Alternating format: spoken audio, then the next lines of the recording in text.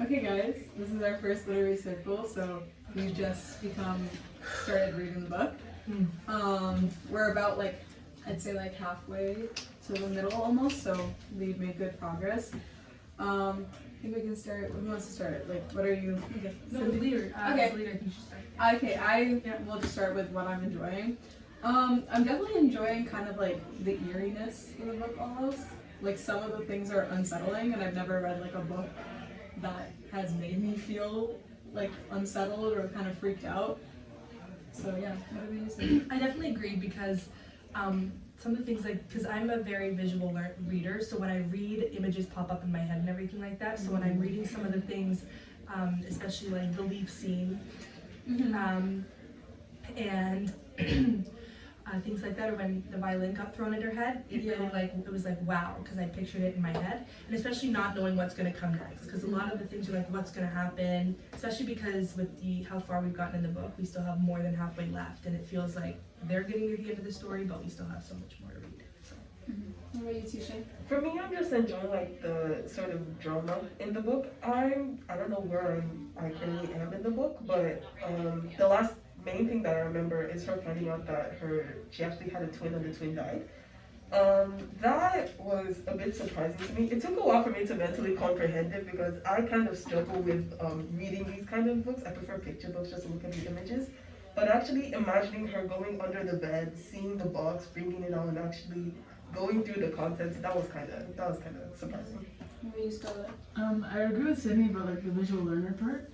And I'm not even a big reader myself, but some parts of this book it actually hooks me on and actually keeps me reading, the leaf scene you were saying. But also just when you're finding at the beginning of her interviews, just finding out who she really was, I found it interesting. Yeah. I found it really when the unsettling part started is when she very initially when she received the letter from Miss Winter, and how that kind of awakened that idea, that message in her head, tell me the truth, which leads her to actually telling us about the truth. Yeah. So I found that really interesting. Sorry, I was gonna say, especially because we've been researching themes to look out for, and as you're looking out for the themes, you're oh, that actually makes a lot of sense.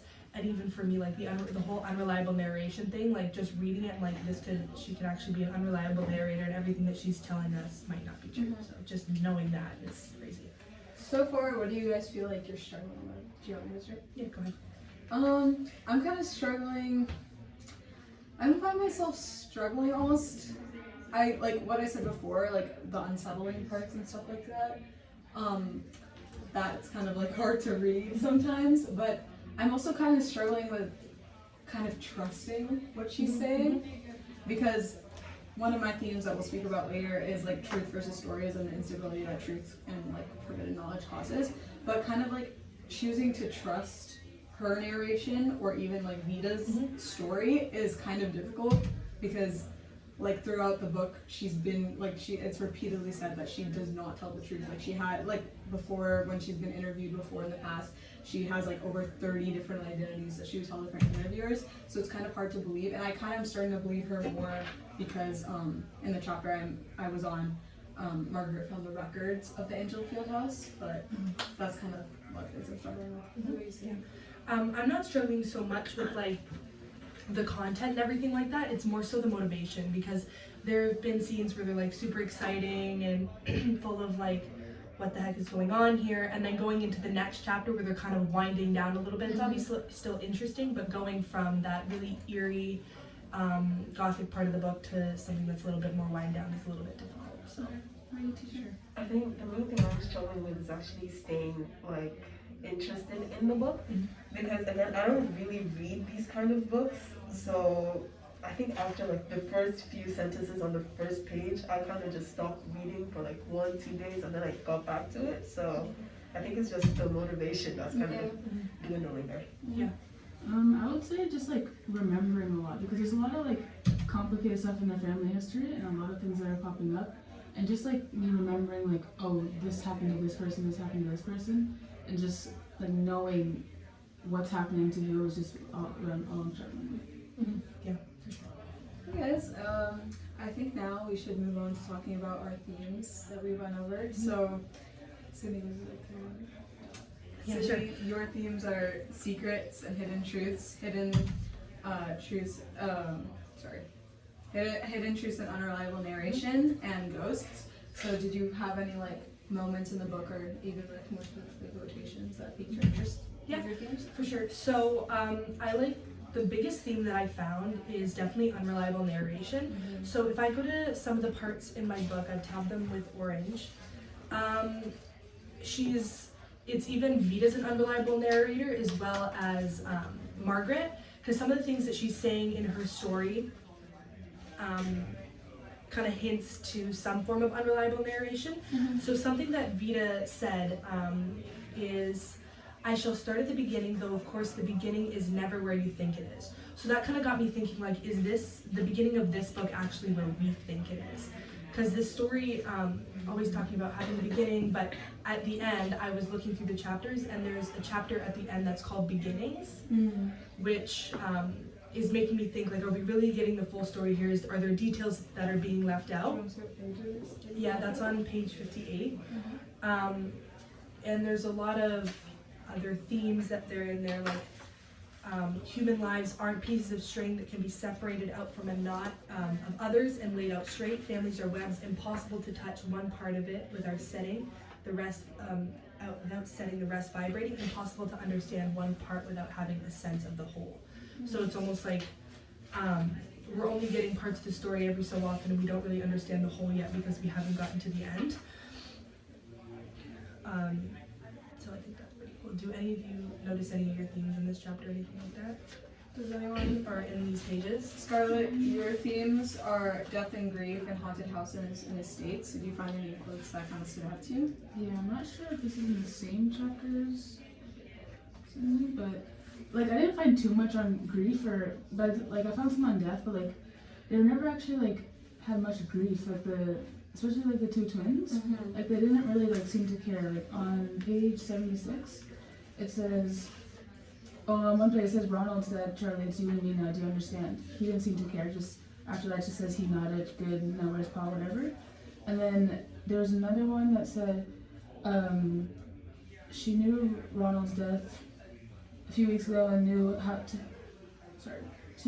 old Mr. and Mrs. March, devastated by the death only of their son, repelled by, I don't know how to say the word, but like still they didn't, like never really talked about much grief. It's just people died and then moved on without it, which I found was like kind of interesting, but like as we know, like the twins, like they're very weird twins, like, so I don't know, it just says something about the personality a little bit. I think that's kind of like the whole family in itself. They view grief very differently. Like when we were looking, when Isabel decided to leave the estate and her father ended up dying from a disease because he wrapped the hair around his finger that he pulled out of her head before he left. Like they all, and like locked himself in a room, and he did a very similar thing with her mother. Yeah. And the fact that Charlie was doing all of those things to himself and is completely like losing his mind whenever there's an idea that Isabel would be gone. And I think that kind of curse that they have where they process things really weirdly applies to the twins, but in a way that they don't know how to process emotions. Because Emmeline was like, I can't remember the chapter. It's the one here. It's the one where they completely ruined John the Dig's garden, and the missus asks, this is page 87, why did you do it? Oh, why did you do it? You have broken his heart. She felt the touch of a child's hand on her. Mrs. Sad, the girl said. It was Emmeline. Startled, the missus blinked away the fog of tears and said, the child spoke again. John the Dig sad.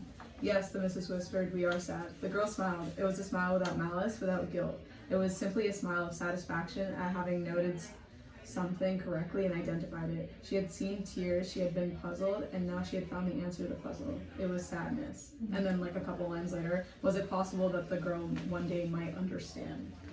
Yeah. So yeah, there's also like kind of going back to the whole theme of grief, like not just grief itself, but I find that there's like a big theme of even just like juxtaposition, how like they deal with grief in crazy ways, like either not really processing it all, or you know, having to put one and two together. Exactly, or even like grief taking you to the point of death, or I wouldn't call it suicide, but death. And even on page 76, like you were talking, Scarlett, there was a quote that said, when she woke in the morning, it would be as if her marriage had never been, and the babies themselves would appear to her not as her own children. She had not a single maternal bone in her body, but as mere spirits of the house. So again, it's almost like it's just flushed out of her mind. Like once something is gone, it's gone, doesn't really matter, versus like Charlie wrapping the hair around his finger to death. And even the girls too, like Emmeline and Adeline were described as two very like different sides of the same coin. So like one was very had a really, I would say, like volatile personality, and then the other was very just subdued and would take anything. So I think that that's a really something that happens a lot in the book, not just with grief but also with the characters and things. So Tiseyi, your theme was doubles and twins and family curses. Did you find any quotes relating to that? Based on where I am in the book currently, I have not found a lot of information. I think my thing was family lore and curses. Yeah, and lore, yeah, for sure. The only thing that has really caught my eye was the secret that her parents were hiding from, I forgot her name, Myrna or something? Margaret, about her having a twin sister. Like, it's a pretty big thing to hide from a child that you have a sibling that you've never seen before. So I think just the thought of the parents hiding that big secret just kind of caught my eye. Other than that, I'm not as far as the book as you guys, so I haven't really caught anything else. Kind of like connecting to that idea, my themes were truth in stories and the instability that forbidden knowledge or truth causes, growing up in maturation, and madness and mental instability. I think the idea of truth versus stories is a huge thing in this book, because Vita in herself is a character, and Adeline is like the dead her. But I'll explain that with a quote later. But connecting to what you were saying, Tiseyi, about her dead sibling, I think when we're kind of exposed, like when these characters are exposed to truth or kind of connecting to more gothic themes, forbidden knowledge, they're deeply affected, and there's a lot of instability and sadness. So when she finds out that she had a twin, later when she actually meets Miss Winter on page 48, when she's trying to convince Margaret to stay, and she's like, let me tell you a story. Miss Winter goes, once upon a time there were twins. And this, like, that idea, even the word twin triggered something in Margaret, and she says, I waited until the words stopped their ringing in the air, and despite myself, I looked back, I saw the back of the head and hands that rose, a trembling face. Tentatively, I took a step back into the room. At the sound of my feet, the copper curls turned. So she was already getting up and leaving, and that just stopped her in her tracks, because that idea just like brought a whole like monsoon of emotions to her, just the one word. So I think truth is a big thing that shifts these characters. And if for growing up in maturation, I know that was one of our big like themes for our our course in general. But this one quote from When She Was Home Alone that says, where'd it go? This one. This one that says, instead, this is page 19, When She Was Home Alone, instead, cloaked in my new independence, I felt younger than ever. Was there something wrong with me? Would I ever find out how to grow up? And I just thought that related a lot to our course and the theme of growing up and having to grow up, and we can relate to this a lot. Well, that one thing that you said, really, like that one part in the book where she's like, let me tell you a story about twins, that really got me wondering, because it's almost like it really like took a lot of like courage for her to say, let me tell you a story about twins, obviously because her whole past and story about twins was really difficult. But she was also saying how she chose Margaret to write her biography because she's written stories about siblings before, but the way she said twin, she said it in a way where she almost knew that Margaret was going to be like, oh wait, I actually want to write this for you. But there was no indication of whether Vita actually knew that Margaret had a twin, which really like made me think, like, does Vita know something that about Margaret, or knows a lot more about Margaret than we don't really know? I think that gave like that eerie feeling. Exactly. Like when you like, it's kind of like they're two sides of the same coin almost, but we don't know that much about Margaret because your theme, unreliable narration, like she's only told us about that. And even like going back to the whole unreliable narration thing, like Vita has been spinning, like she's been telling the story, and we've known that she likes to lie and, you know, spin stories. She said that she was going to tell the truth, but even there was a quote on page 106, and I think you guys also may have taken some notes on that as well for your themes, but Vito was explaining her illness and saying that, yes, the black beast that gnaws on my bone whenever he gets a chance, he loiters in corners and behind doors most of the time because he's afraid of these. She indicated to the white pills on the table beside her. But they don't last forever. It's nearly 12 and they're wearing off. He's sniffing at my neck. So she's describing her illness almost as like a wolf, and she's making this whole fable around her illness. So that really made me think, like, the story that she's telling Margaret, is that really like what's true, or is that some fable that she spun to make herself feel better? Because the idea of a wolf, she explained, that almost like made her feel a little bit better, give it a character. So with the rest of the story that she's telling us, like, is that actually the true story, or is that something that she's kind of spun? And it's like really interesting to see how she makes like every aspect of her life fiction. Like even her identity as Vita Winter, like the wolf, obviously her she's not even calling it a sickness once. She's calling it like a wolf sniffing down her neck. Like she believes it. But she believes it too, yeah. And like even initially in the earlier chapters, she like even when Margaret asks for her name, she hesitates. Yeah. Like any form of truth is an instant hesitation. And I think this quote on page 113, she's just talking about how her whole life for the past 60 years has been about just telling stories. And then she says, and every so often through all these writing years, I have lifted my head from the page at the end of a chapter, or in a quiet pause for a thought after a death scene, or sometimes just searching for the right word, and have seen a face at the back of the crowd, a familiar face, pale skin, red hair, and steady green-eyed gaze. I know exactly who she is, yet I am always surprised to see her. Every time she manages to catch me off guard. And then that kind of continues, and then Margaret said, because that's clearly Adeline, who she used to be, and she says, and Margaret says, the girl is you, and then Miss Winter says, me? Miss Winter's eyes turn slowly away from the ghost child and in my direction. No, she is not me. She is someone I used to be. Her life came to an end the night of the fire, as surely as though she had been perished in the flames. The person you see before you now is nothing. What do you guys think about that? Scarlett? That's kind of a lot. Sorry. I don't know. I was kind of thinking about my own code. So I just thought that connected a lot to like the idea of truth versus stories. Yeah. Because she's admitting that Vita Winter has nothing to her except for fiction. Yeah. While Adeline is dead because her story has like ended. Yeah. I just think, like, sorry, go ahead. I was gonna say, like, I have kind of a quote that's kind of what you were talking about with the pills and stuff on the next page, 107. But it's like how her whole life is a lie and stuff. And then the quote says, "The pills are here to look in the glass of water. If I wanted to, I can put an end to it myself." And then, but when I read that, I was like, what is she like? Why would she want to put an end to it? Why is she not? Like, is there something else that she's hiding? Something on there? Especially why when Vita was explaining why because Margaret was like, why do you all of a sudden want to start telling the truth? And Vita was like, I don't have the exact quote, but like the reasons that she had withheld it before are gone now. So it almost makes you think, like, what is that thing that was holding her back before?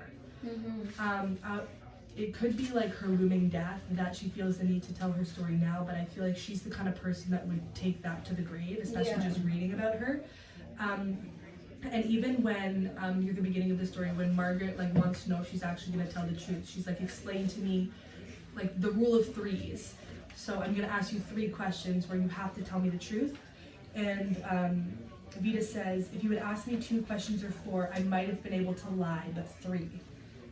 So, sorry. It's almost like there's certain aspects that make it easier for her to lie. She totally could have like taken that story to the grave, especially because of like how hard it is for her to tell it. And like she almost didn't want to tell it. Like when she wanted to keep Margaret in the house to like tell her story, I feel like something's definitely like almost forcing her to tell her story, whether that's a person or a mental problem or something. And I think also I found it interesting, like I don't really have like an idea about it, but like how she's kind of growing attached to Margaret almost. Yeah. Like when she was trying to leave the house, she was like, no, don't go. And then she's like, I need to do my work there, you can do it here. And then she like goes and says, I need my books, and then she like points at the library, like she's trying to find every solution to just keep her there. Which I found really interesting because like clearly again, like Vito Winters, this idea that she's nothing, that she's just fiction. She's getting attached to her, which maybe we're seeing a little more Adeline. Maybe she's seeing kind of her sister in her. Like maybe we can see kind of stuff like that because they're two like missing halves, right? What do you guys think of that? I was kind of confused when she said that too, and I was also thinking maybe it's like she's not really getting attached now. She's like been getting attached since she first started the letters, like tell me the truth. Because from there, that's when she was like that's when she like kept thinking about it through the night. Like it didn't just go right through like in year one out the other. Like she was stuck on that idea for a while, and then from then like she's been with her the whole time. But do you know how Vito Winterman got to know about Margaret in the first place? I think she was saying how she had read her book on She's like read, one like, of the past biographies. biographies. But even like Margaret, she's a very like closed off person, and I don't think that she's published enough. Like the types of biographies that she's written has nothing to do with Vito whatsoever. Like it's about like dead old people like long ago, which obviously she's written stuff like biographies about siblings, but why specifically would she want Margaret to write this kind of thing for her, which kind of points back to like she definitely heard about Margaret before her biographies or something. She must have some connection, because even that whole twins thing, like there's no way that she didn't do that on purpose. And it's even stranger because like earlier in the book, Margaret talks about how she'd never read any of Vito Winters' work because she likes like solid endings, which is the complete opposite of what she's actually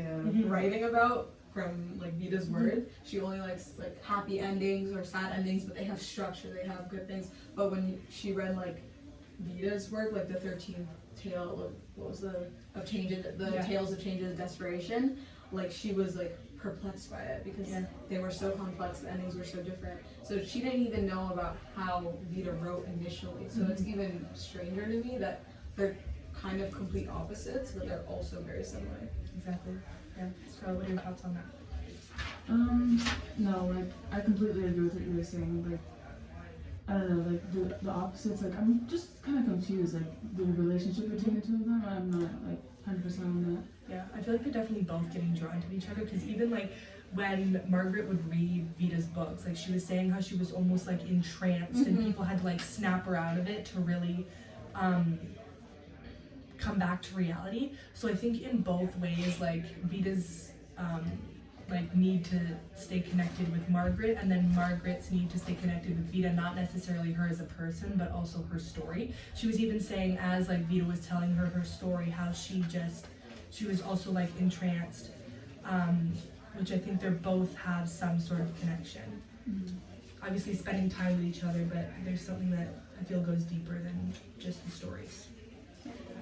So now that we've kind of gone over like our themes, I think we can maybe start looking at more like specific, like I didn't talk about madness because I feel like that's a very like general gothic theme. So I have some of our gothic themes from our lesson before. So we have madness, death and decay, the supernatural, isolation, and forbidden knowledge. So we've kind of already been over forbidden knowledge, but I feel like when you reach chapter 6, and so we began, we really start seeing that element of madness in the Angel Field House, and how the Angel Field House kind of is its character on its own almost, and that just brings misfortune and death. And if you read the chapter, oh my god, I'm skipping ahead, but like if you read the chapter that the doctor's wife gets hit on the violin, like the very description of the house, it sounds like it's just rotting, and all the people in our rotting too. Like it says like Charlie, like whenever one room is completely disgusting and gross, he just moves on to the next one and stuff like that. They were even saying how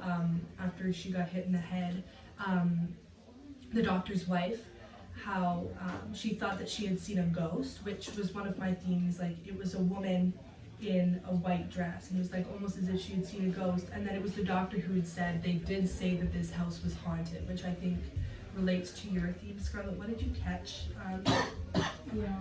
about the whole theme of haunted houses? I think it's near the end.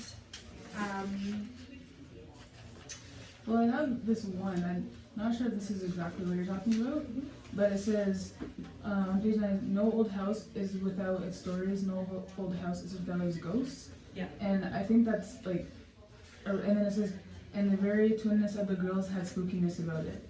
So it's just like, maybe like some part of the reason why the twins were so weird growing up, maybe has something to do with like the ghosts in the house, or the actual like, the house is actually haunted or something. The environment that they grew Yeah, up. because it's talking about how like the girls had spookiness about it, but like even though the girls are kind of different, like I don't know, maybe some of them spend certain times and sometimes in a certain spot in the house, and some of them are like in different spots.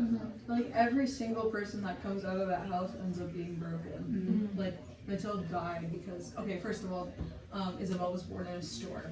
Yeah. That's the first sign. Then Charles and Isabel and their relationship and the way that they act, the abuse, the sexual abuse, all of that.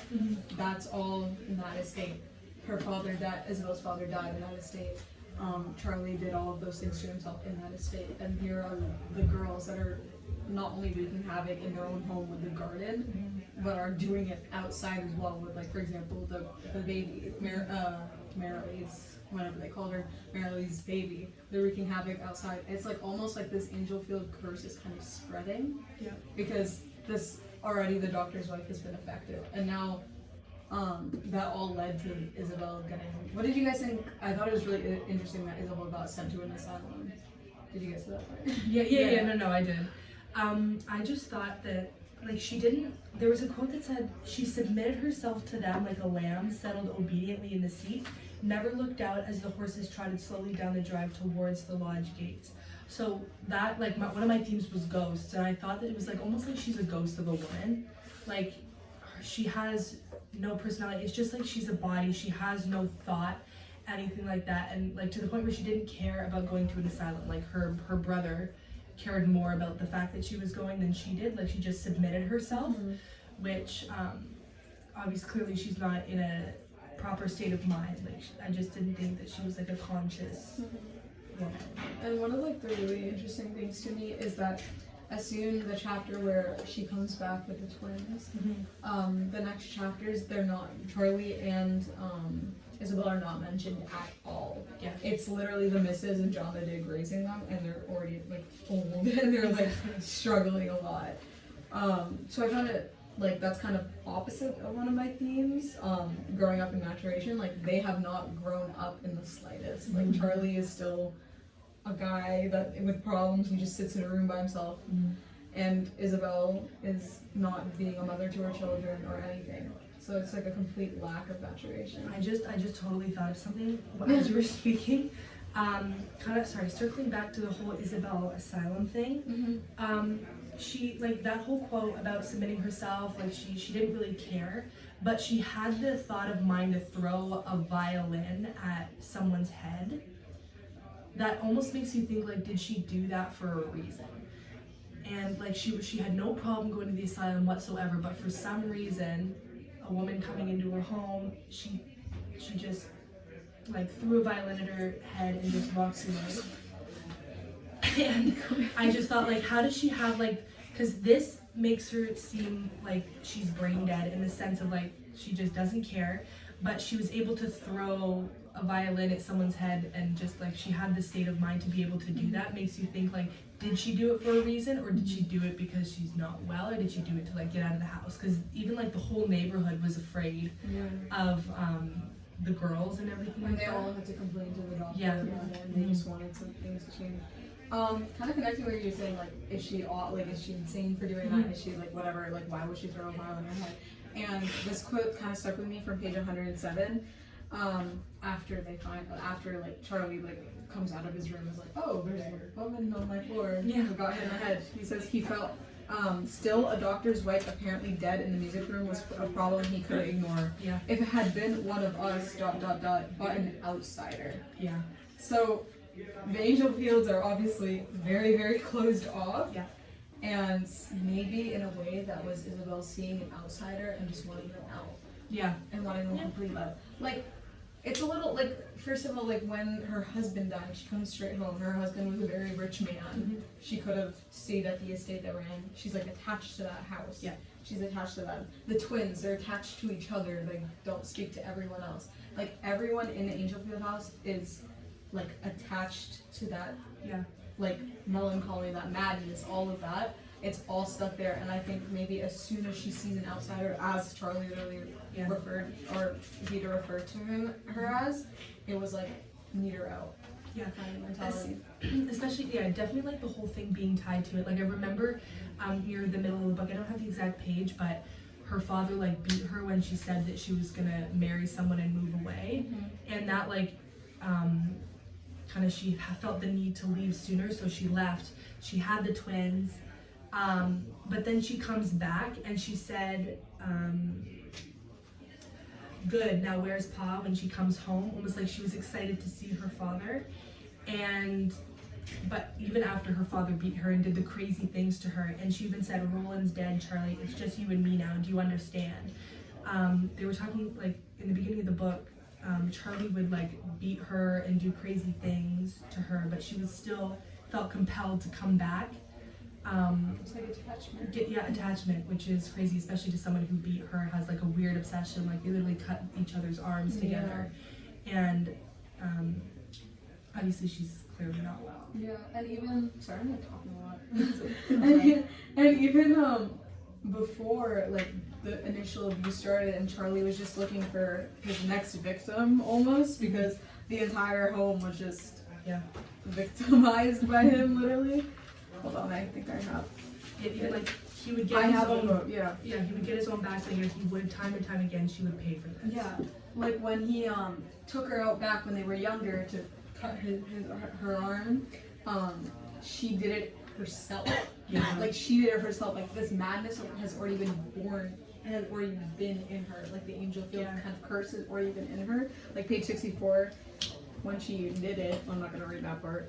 Her green eyes were wide with surprise and something like pleasure. When she put out her hand for the wire, he gave it to her automatically, and then she does it. She puts her arm, and then like Charlie does it out of like obligation, and he's like laughing through the pain. And I think that's so interesting that like they're born with it almost. It wasn't even because of his abuse that the abuse just amplified it. Especially because she was raised by her father, and they like she seemed like she was a very loved kid, and like she was great, and then all of a sudden this insanity just kind of comes out of her, and that like progressively continues with the leaf scene with her coming back and just acting like nothing happened. Yeah. With throwing the violin at the woman, like it's continually happening. Did you guys find like any other themes kind of with isolation or forbidden knowledge, supernatural, death and decay? Because madness, we've clearly seen it. Death and decay, I kind of found, obviously, her sister's ghost. Like she thinks that she sees her sister, and just in like reflections and things like that. Even when she's writing Vita's stories, she always has that presence of like the ghost of her sister by her.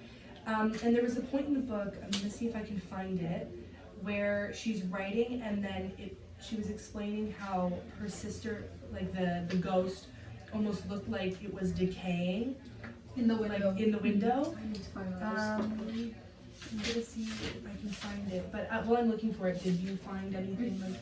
Well, it could be like also you're saying it could also be related to the theme of a little bit of isolation, that she feels like alone. So her sister's kind of Her presence is her comforting. presence is there for her. So it could be related to that a little bit too.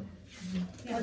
The quote that I found was on page 23, I think it was the last two sentences. It said, if you had seen us, you would have known that were it not for this glass, there was really nothing to tell us apart. That kind of shows that like she felt connected to her twin, even though she knows that her twin was not there anymore. So. And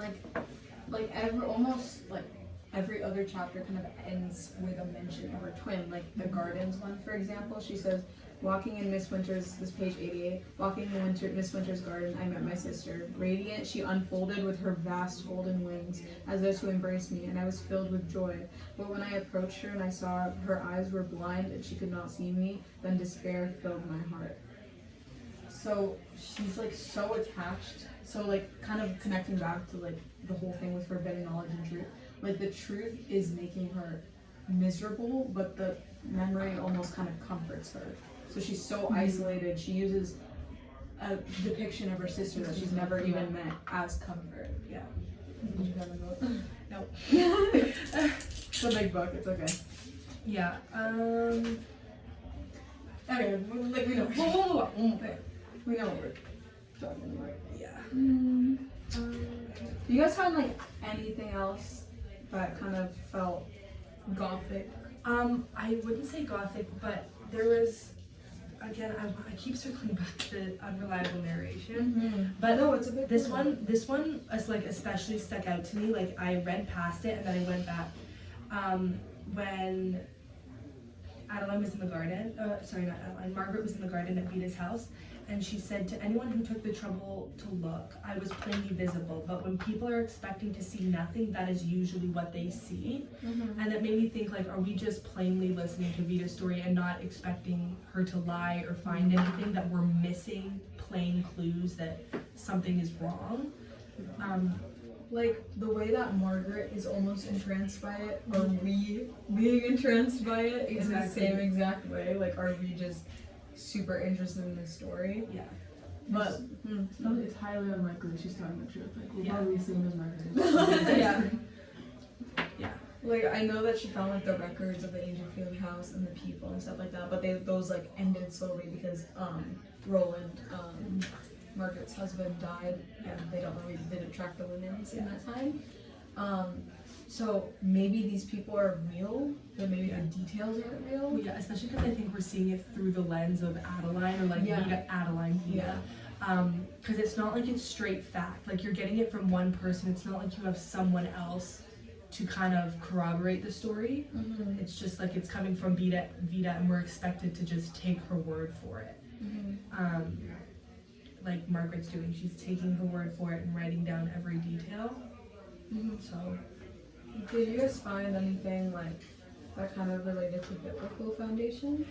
Biblical foundations. Like just like off the top, I know we didn't really like study that theme specifically, but like off the top of your head, do you find anything related to that? Because as if it's a gothic text, this is like very morbid at some points, very mad, very like odd at sometimes. But then, did you guys like find anything that kind of related to it? Well, I wouldn't say anything. Like, I wouldn't say like biblical foundations particularly, but the doctor, we were saying like the doctor's wife was a very holy woman.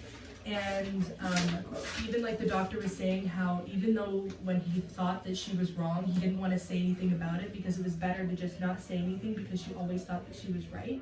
She was very holy. And then after coming out of that house, I haven't really gotten to that part yet, but I think it might have changed her.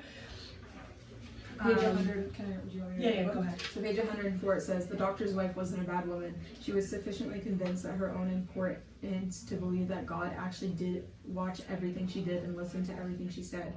And she was too taken up with rooting out the pride she was prone to feeling in her own holiness to notice any other failings she had. She was a do-gooder, which means that all ill that she did it without realizing. Yeah, even like on page 102, he had given up trying to get her to believe only what was true. She had been raised to the kind of religion that could admit no difference between what was true and what was good. So I think it's also like knowing for fact the Angelfield house isn't right, like that's true. Thinking about it is wrong versus like what's actually good, if that makes sense. Yeah, So, what are your guys' teachers? Do you have any thoughts on that? I haven't seen anything biblical or somewhat Bible in the parts that I've read so far. So maybe we don't know. it's kind of hard to find it in like a. Yeah. What about you, Scarlett? It's probably the same part with like the doctor, but that's about it. I don't notice much. It's hard to find it in such like a morbid text. Yeah, it just feels like so devoid of religion and anything good. Like Or, everything that seems to happen is bad. Like not even like this was like the only like actual like reference to religion. Yeah. But like if we were just like looking between the lines and looking at like God's will and stuff like that, like I haven't seen any of that. If anything, we've seen the complete opposite of it. And I think like if it's more, like we're looking at the worst side of things, like even the little girls. I didn't say it explicitly, but it almost like they were described as like little demons, and they like caused terror and wreaked havoc. Like there was no good thing that they did. One of the quotes is the missus like thing, like she's saying like, oh my god, they don't even know that other people are alive. And we have like there's like, not to say that they're awful evil kids, but like Adeline is angry and she's always like hitting her sister, and like Emmeline just accepts it and she has difficulty processing emotion carefully and stuff like that. Like there's no like good characteristics that have been described about the twins. Even when when Isabel was being taken to the asylum, the asylum. I have a quote here. She says, the quote is page. Okay, don't tell me. 109.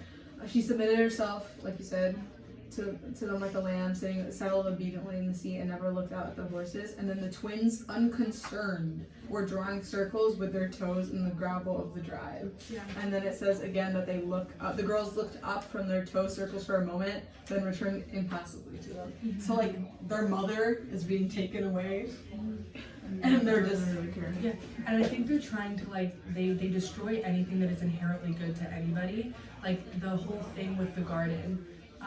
That was his literally his world. Yeah, he was there all the time and like constantly caring for these bushes, that hedges, that there's no way that the girls wouldn't have known how much like how and much his he cared father and his father and the pembrulator thing, like the stroller. The stroller. There was a baby in them. In it, and they didn't seem to care whatsoever. Anything that anyone seems to find valuable, they feel the need to destroy or get rid of. And make their own fun out of it. Exactly. Like they literally just pick the baby up and put it on the ground. And then and had no problem breaking it, anything like that. Like even they were saying how the stroller, like it wasn't something that you would normally see, so almost like it was like a luxury or something that you wouldn't normally find, and yet they just took it for their own desires. Yeah. Do you have any thoughts on that? No. I think, like, as a whole, like, we can't really blame just the twins, because, like, when I was reading the chapter about the violin, I was fully expecting the twins to, like, jump scare and her to fall down the stairs or something. Like, I was fully expecting it to be their fault. Yeah. But it wasn't. Yeah, I thought it was it's the Angelfield house, or Angelfield, how do you say Angelfield? I don't know. House itself that is causing pain, causing disaster. Especially because the girls mostly, because I think when what was her name? Isabel brought the babies home, it was almost like her and Charlie kind of went off, and it was left to John the Dig and the missus to kind of care for them. So even with the missus and John the Dig caring for them, even the missus was saying how she wanted to have scheduled meal times and everything to be very traditional, they still ended up like unwell. Like in their heads, obviously something's wrong, but even just like the whole assumption of like, I thought that it was the girls dressed up too or something like that, where we're just assuming that based off of how the girls were written or how their stories are being told, that we're assuming that everything bad that happens is because of them. And I think that that's a dangerous thought to have, because if there is something that we don't get context on, even before I knew it was Isabel, I was 100% sure that it was the girls. So if we're just assuming that kind of thing, then... And it's literally Vita as a child telling her story. Which I think sometimes we forget that, at least I do, that Vita and Adeline are the same person. That like, I'm like, wow, these girls are really messed up, but one of them is actually telling the story. And it's easy to forget almost that like, this is not even just a third story, a third person narration. This is someone telling a story to a first person narration, which is really like your unreliable narration theme. Like, it's so interesting. It's like a story within a story almost. Yeah. Okay. Even, sorry, one more time, when you were talking about it, one more time, I'm gonna narration. Vita even said, I've left it too late, besides, who would believe me? I've cried wolf too often. So like, she's been, if she's saying like all of these bad things about herself and everything like that, I can't even describe it, like she's cried wolf too often, where like people don't want to believe her anymore, which also kind of makes me think like, did Vita pick Margaret to write her story because Margaret knows nothing about her? Yeah. Yeah. But it's so like even like her selecting her to write it. It's just like I can't wait to like Selecting, that's figure a good that word. out. It's not like choosing her, But like she meticulously selected. She picked her. And even the mention of twins, even though she is a twin herself, like I know you told me about this, but it's so interesting. Like, how did she pick her? Was it really just because of the biography? Because I don't think it is. Scarlett, Tisei, do you guys have any other like final thoughts with anything that you found? Any themes that you want to discuss? Or even any questions that you have? Yeah, or any quotes that you guys found I interesting. think I asked one question earlier about why Margaret was chosen in the first place. Yeah, That's the only that's we can't answer. Right? No. We can't Do we answer. know how old the twins were when Isabel like brought them back, or? I think they were babies. They were like in like newborn. parcels. Yeah, they were like Oh, okay. well, even like That'd be the the not yeah, like not even she's not even mature enough to like swaddle them. Yeah, I was like gonna say they're maybe like like if they were a little older, maybe if they went to something else. Yeah. no, it's just purely the family name curse or just the house curse. Any finishing thoughts, questions? Any quotes you guys want to talk about? No. I have like a lot highlighted, but I feel like we'd be here for 3 hours talking about like each section of the book. Yeah. Like it's so like there's so much. Yeah. Sure. I think Hey, 46 minutes. Working at it. Yeah, even okay. I think we can kind of have one final thought Yeah. about this. This is not just like about one of my themes. I think we can all tie it in. Just like the Oh, yeah. start. what's it called? The start. It's the The start. the declaration. Like the dedication. The dedication. The declaration. The dedication. The dedication quote. Where all children mythologize their birth. It's a universal trait. You want to know someone, heart, mind, and soul. Ask him to tell you about when he was born. What you get won't be the truth, it will be a story, and nothing is more telling than a story. When she's telling us a story about before her birth. Yeah. How is she getting that information? Why is she not questioning that? Exactly. What do you like? Yeah. Why does she know this? Exactly, like, because obviously her story's happening from before she was born, so we're kind of getting the story of like after she was born. Very clearly, I she didn't did not even have pick up on that. Yeah, she didn't even have a relationship with her parents. So how Exactly. does she know about the abuse? Yeah, what you won't get is the truth, it will be a story. So it's almost like they're telling us, like, we're not getting the truth right now, we're getting a story, and nothing is more telling than a story, which I thought, like, was a bit crazy. Like, I just thought about that now. But is there anything, like, any thoughts that you guys have on that? I just think it's like I completely skipped this part. I just think it's crazy, and I also think it's. I like that she's quoting the literal character. Yeah, yeah, I saw that. And Wait, I didn't even know her. also, it literally says Vita Winter. The details change. Like that's from the book that Yeah. she was reading. Also, just to point out, it says what you won't get will be the truth. Always, always, always, she will go against the idea of truth. Yes! Yes! It's her. Any thoughts? No. Good talk, guys. Love you, Mr. Jagger. Oh, she really Like, would watch this, like, I know, that's She's She's gonna gonna have video. to. She's gonna put it like 2.5. See you on the flip side.